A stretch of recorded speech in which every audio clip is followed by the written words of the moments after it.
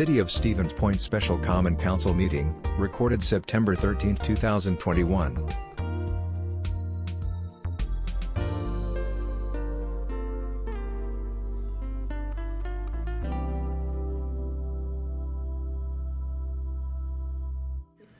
right, 6 o'clock. At 6 o'clock, we will call the Special Common Council meeting of the City of Stevens Point to order. Clerk Yenter, would you please call a roll? Shore. Here. Keemer. Here. Sarazua. Here. Johnson. Here. Slowinski. Here. Kneebone. Here. Leek. Here. Dalton. Here. Fischler. Here.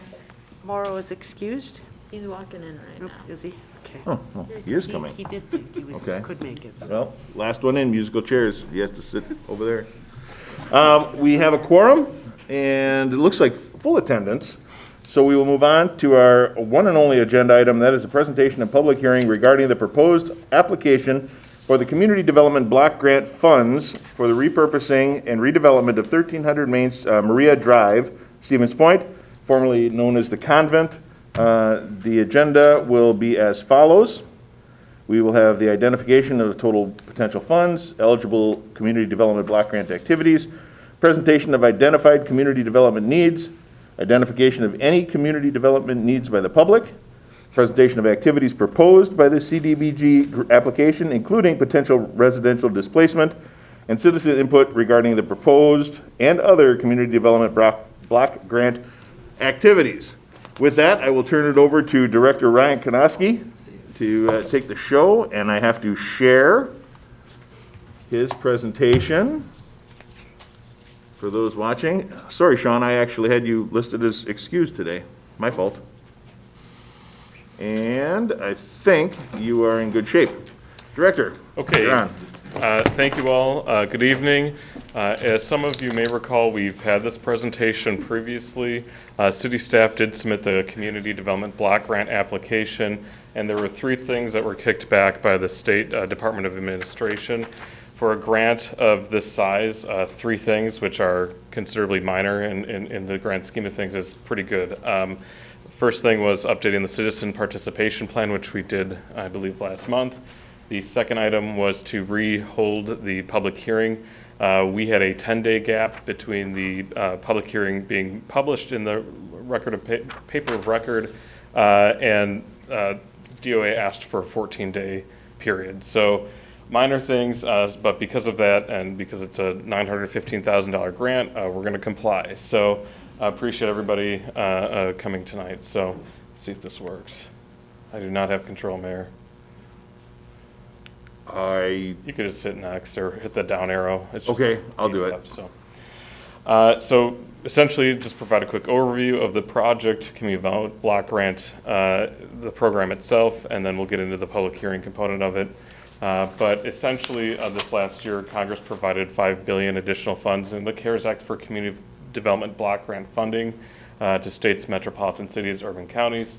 At least 70% of every grant must be expended for activities that benefit low and moderate income persons by providing housing, a permanent job, a public service, or access to new or significantly improved infrastructure.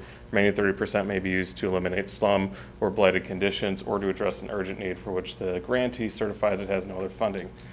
I don't normally like to read from the screen, but because this is federal funding, we do have to have specific items that are said during this process, so I do apologize in advance. Eligible activities include public service activities, housing-related activities, public improvements and facilities, activities to acquire real property, economic development activities, and general administrative and planning activities.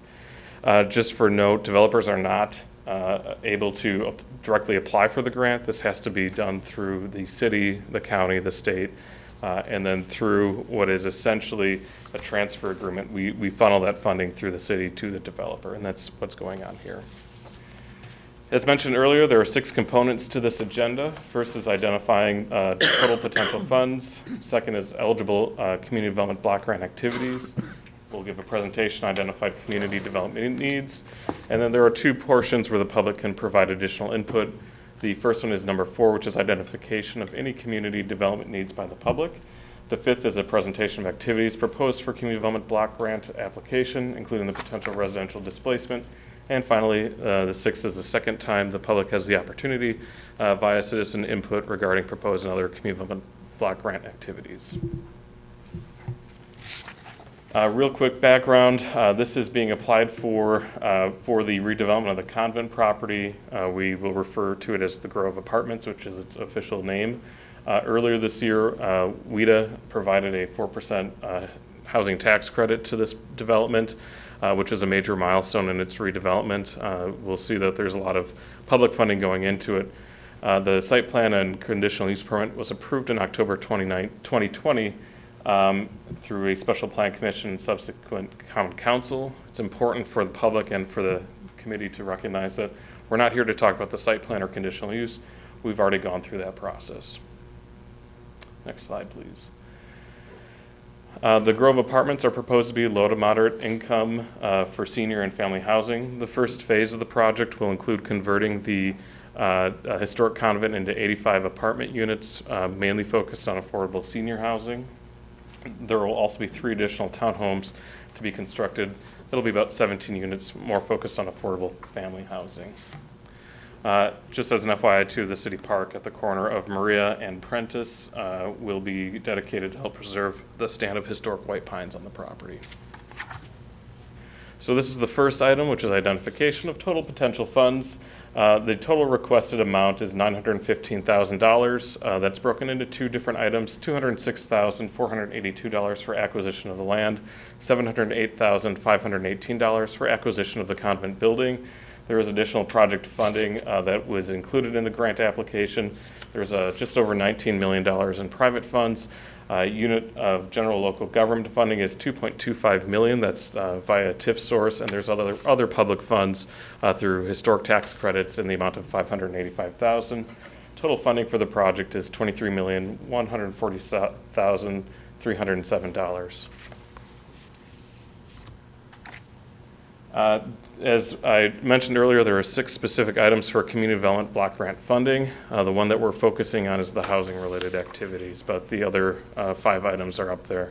And we've used block grant funding for other activities in the past, but again, the Grove Apartment project is really focused on the housing component. It's no surprise that many communities struggle to provide safe and sanitary affordable rental housing to their residents. Community development block grant funding can be used to acquire, rehab, or construct rental housing. There are tenant income requirements and rent restrictions for projects. This is an acquisition project. Block grant funding may be used for acquisition of property, for eligible projects, and for also rehabbing rental housing. As I mentioned earlier, there's just over $200,000 for acquisition, just over $700,000 for acquisition of the convent building. The total request is $915,000. The block grant application is consistent with housing-related requirements. There are a number of identified community needs for more affordable rental housing. Probably the one statistic that sticks out, that 34% of all households in the city are considered cost burden, wherein those families and individuals are paying more than 30% of their income towards housing costs. Of that 34%, 77 are considered part of our households earning under 50% of the average median income, which is $36,600 a year for a family of 4, and then are further cost burdened because of that. Cost burden renters face difficult trade-offs between paying for housing and other necessities like food, medical, school supplies, clothing. This trade-off tends to lead to low standards of living, health issues, and lack of educational advancement for cost burden households. We do have, with our 2005 comprehensive plan, a number of goals and policies, objectives that are identified for housing within the city of Stevens Point. Those goals include strengthening neighborhoods, and then through direct policy initiatives like creating good density through incentivizing either physical, financial incentives or through zoning incentives to promote infill development. Also identifying that there's a need for diverse housing stock in the city to strengthen our neighborhoods and provide additional assistance. Next slide. Goal 5 also identifies offering adequate supply of housing. So we've looked at locations for development for workforce housing, affordable housing, things of that nature. And then through U.S. Census tract information, we also have 2 opportunity zones within the city of Stevens Point, which have been heavily invested in the last several years since opportunity zone funding came along. We've also provided information to renters and to low-income homeowners on a pretty regular basis on opportunities for them to rehab housing through city grants, grants through CAP services, things of that nature. So this is the opportunity for the public to identify any community development needs. Anyone wants to come up, state your name, address for the record, provide your input, and there's no formal action by the council, just listen to the public provide their input, so thank you. Any comments from the public?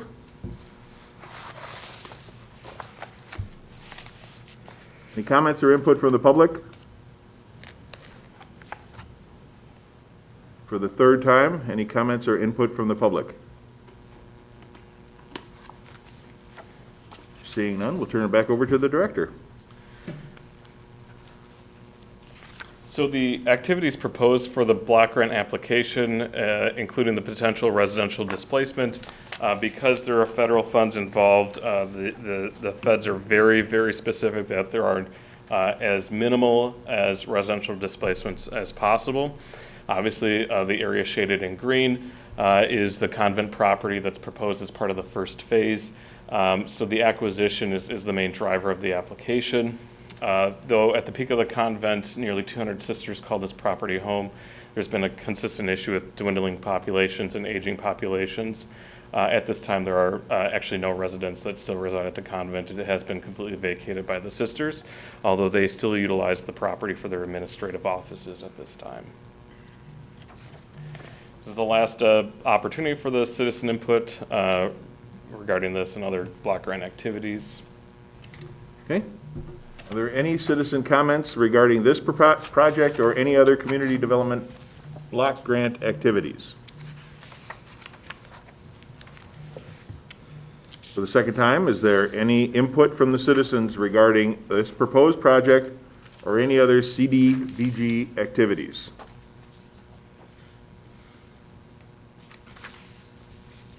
And for the last time, any input from the public regarding this project or any other community development block grant projects?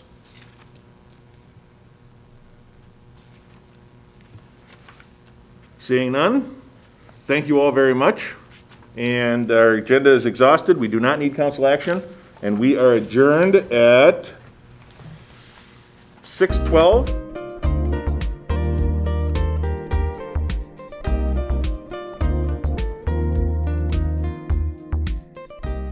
A video of this meeting is available for viewing on the city's website, stevenspoint.com/videos.